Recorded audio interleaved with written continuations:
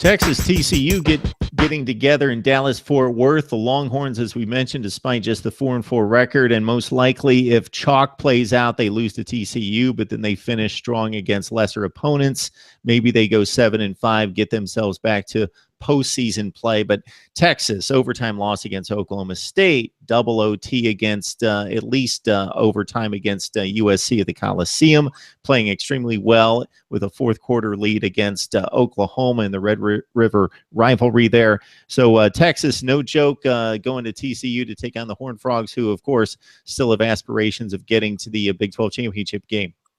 Yeah, and this is going to be maybe kind of almost a little bit of the opposite of what we're going to see in Bedlam, where the offenses are probably going to have the spotlight. This is going to be defense. Both TCU and Texas probably have the top two defenses in the entire conference. Iowa State is up there as well, but it's going to be a struggle to score points in this one, especially when you have Todd Orlando on one side, Gary Patterson on another side, two of the best minds in college football. I think this is really going to come down to TCU's probably got a little bit better offense. They've been able to move the ball with more consistency. Even though Kenny Hill had a bad game last week, he's been really good this season on converting third downs. I believe TCU is second in the country right now in third down conversion percentage. And so I think TCU's got a slight edge on offense. The wild card in this one is Texas has been really opportunistic on defense. They've gotten a lot of interceptions, forced fumbles. They've had a lot of pick sixes. If Texas is scoring with their defense, then there's no reason that they can't win this game. But I believe that TCU has a slight edge because of their consistent ground attack.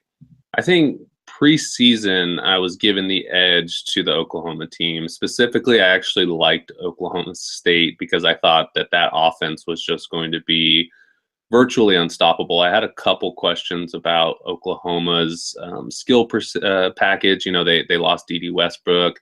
They lost Samaje Perine, Joe Mixon. I was just unsure about how they were going to fill those spots, but they've done incredibly well picking up new players in those spots. As it stands right now, I think that TCU is probably the most complete team, maybe most solid, most steady, but I actually don't think that they have maybe the highest of highs when you put Oklahoma State, and TCU all kind of clicking at 100%. I'd probably give the edge to OU in that scenario. But you know, the thing that we've seen with the Big 12 year in and year out, people talk about the offenses and the scoring. Traditionally, it's the team with the best defense that is the Big 12 champion. And I think TCU has the best defense. So it's just going to be a question of if their offense can click well enough down the stretch with some tough games against Texas, against OU. But I think right now OU probably has the edge heading down this home stretch of November overall. I did not see the Iowa State TCU game. I saw extended highlights, and it just appeared as though, and I don't want to blame one individual not seeing the game, but it appeared as though Kenny Hill just threw them out of that game. There were about 3 occasions where they were in the red zone, and he just made awful decisions. And that's kind of his history, is he's a bit scattershot with his throws. Of course, he's a running threat, and he's got a pretty big arm, but he's not the most consistent guy out there. Yeah, and that's exactly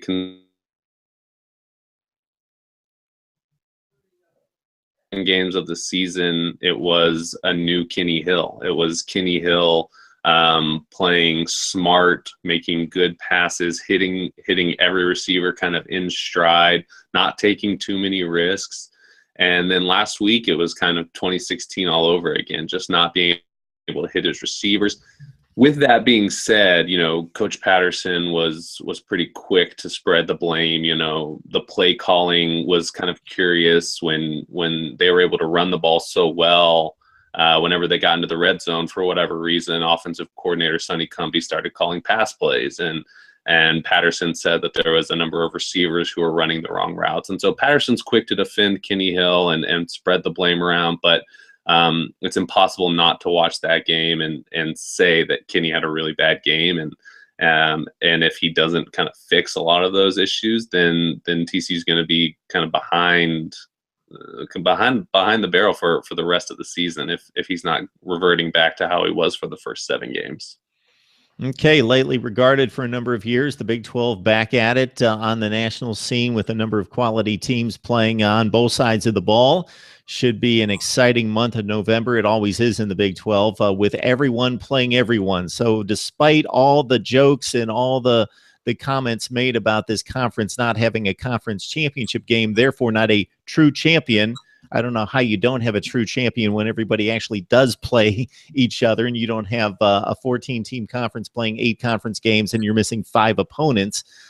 So I have certainly defended the conference schedule, and now you add one on top of it, and with the definite 2 best teams or with the 2 best records playing in the conference championship, and it looks like, hey, no one can fault the Big 12 for not matching up the best teams across the board and playing the, just by both measurements, the truest of championships here in 2017.